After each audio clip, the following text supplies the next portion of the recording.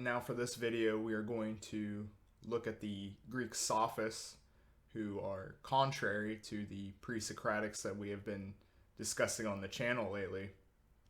And so just to give a brief overhead, if you will, the Pre-Socratics are a pre-scientific, are cosmologically focused or orientated with the use of speculation to the ordering of the universe with regards to the city and one's own life. And so metaphysics then, for the Pre-Socratics, have an imbuing of a moral foundation or a grounding in the nature of how reality really is. And so the Sophists enter the fray here, and they act as a sort of countering to the principles of the Pre-Socratics. The forefront of this being their skepticism of knowing reality fully or having a knowledge of nature itself. And so instead of the dichotomy we discussed with the likes of monism or pluralists who dominate the Pre-Socratic field, they dismiss this choice completely and consider that neither of them really have a leg up on understanding reality. And this is, of course, because you end up in the Pre-Socratic sort of dichotomy here, where you go too far into the ideas of no change, and this doesn't seem to be right, just as everything being in change doesn't really lend credence to the consistency that nature seems to have itself. So both of these polar positions lead way to skepticism, really, I would say. And so instead of a pursuit of knowledge of reality or knowledge of nature, the Sophists instead are going to implore on rhetoric and persuasion, and not only just in the sense of trying to sway opinion in a rational basis, but actually to go beyond really what logically can be deduced and to use the likes of emotion as the forefront here. So the Sophists are very orientated towards a practicality with ethical concerns instead of that speculative metaphysics that we've been seeing so far with the Pre-Socratics. And of course, this leads to the ethical end, where morality for the Sophists is conventional, largely based on social agreement or a sort of contract out of that social agreement, making for a sort of moral relativism. And so the Sophists want an achievement of ends much more so than a pursuit of truth or justice. And so this is really led in with how Democritus, in our last video, we see the same sort of attitude with the material metaphysic that Democritus had, even though the Sophists aren't metaphysicians themselves. They strip that away from the account of the universe that Democritus has, even though Democritus didn't believe in an ordering or a sort of logos to nature, but really a matter of chance. And so this is going to be picked up by the Sophists largely for their relativistic views towards ethics and morality. The Sophists so reject any notion of a natural moral law that has started leading to the Sophist stance towards that moral relativism. And now, I haven't done this in a while in one of these videos, but I think we could see the elements really from antiquity with the Sophists here towards contemporary culture today. There's a sort of echo, I think, that's worth noting in a post-Nietzschean world, if you will, where you have, especially popular with male spaces on the internet, of self-help, the attainment of status, of power, and it's a sort of look at the world of the things are the way they are, and we may not be able to understand or change that, but how can we use the properties of that, of things being the way they are, towards the ascension of our own lives, towards success, towards the attainment of power. And the self-help been sort of democratized, I would say, in the 21st century, especially in American culture, where you have the ideas of going up and down the classes, and your own adventure, your own ambition is at the forefront of this.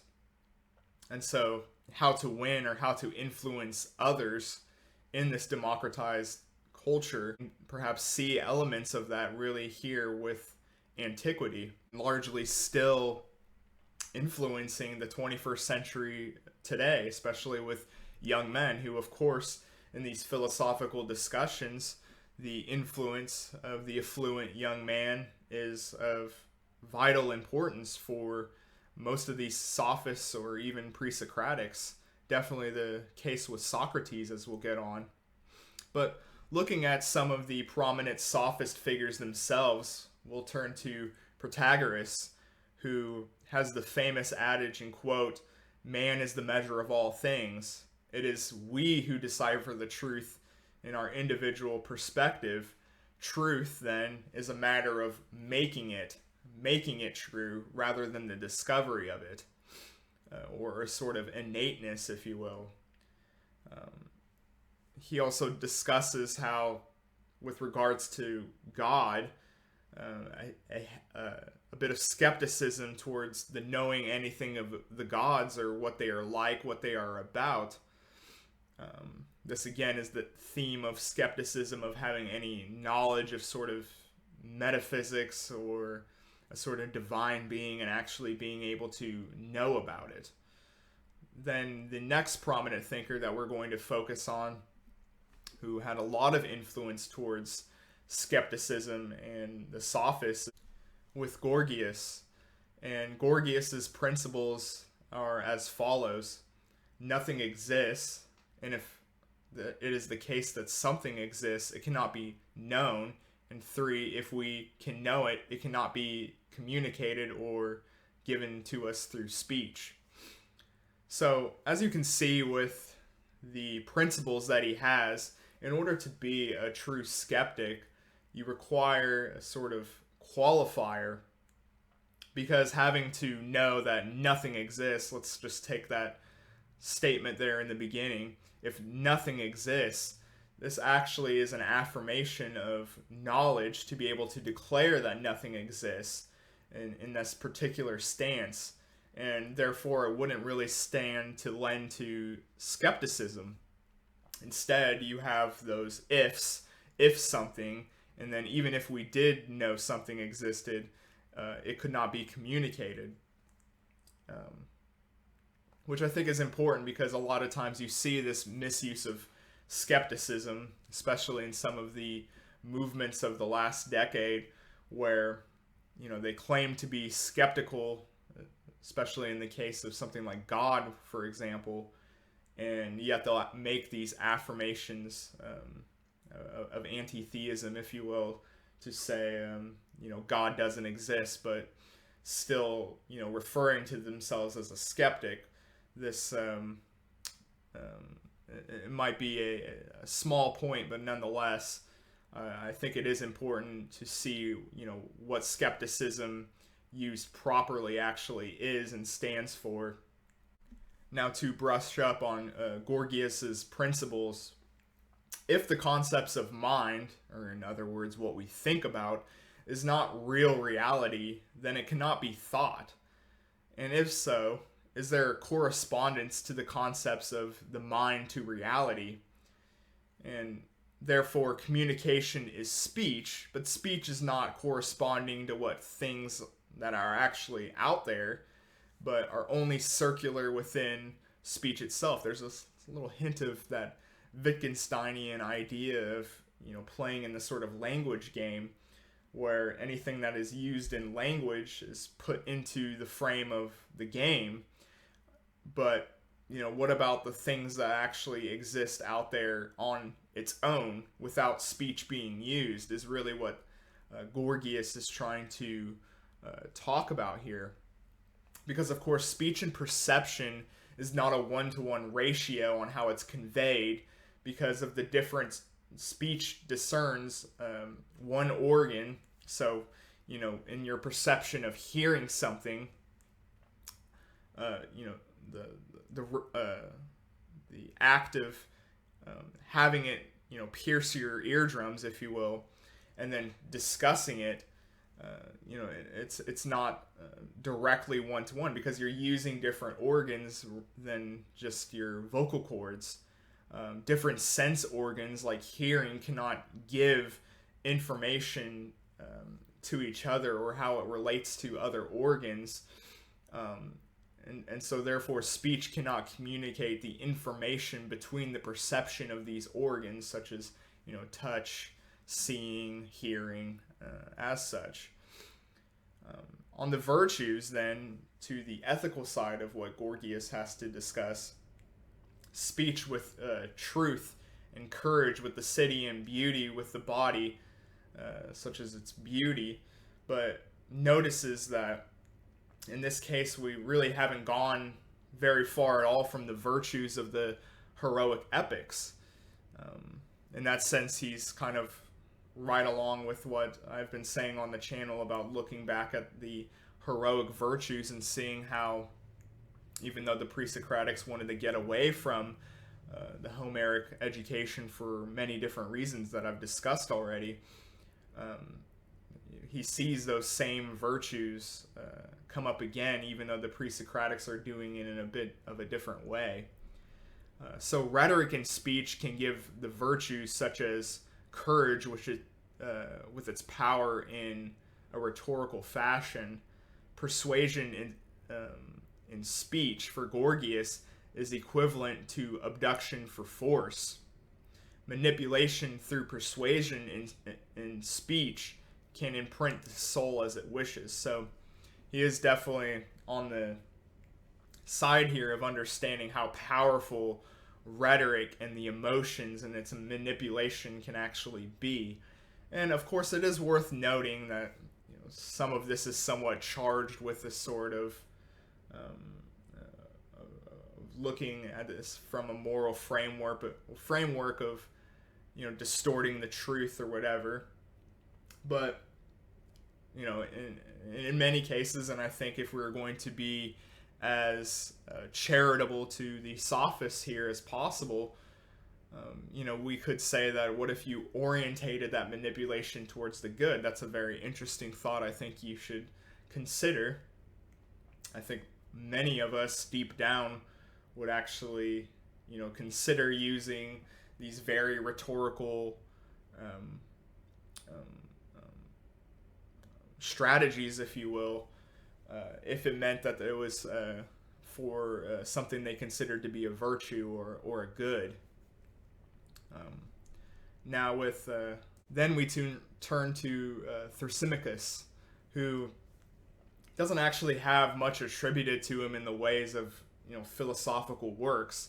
In fact, he is largely just remembered as a sort of character in Plato's Republic.